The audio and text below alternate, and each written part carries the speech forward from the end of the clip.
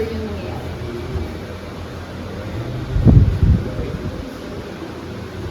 And you know what?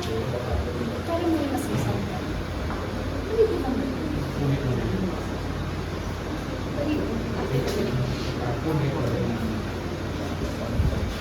And you know what? Parang may masisang ka. Painin na lang yung mga balloons. Huwag yung putukin muna kasi wala tayong pwede. Basta huwag lang masisira.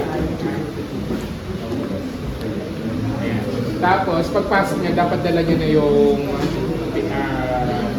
yung paint. Tapos, siguro mga 3 bits na nagsisira yung boys.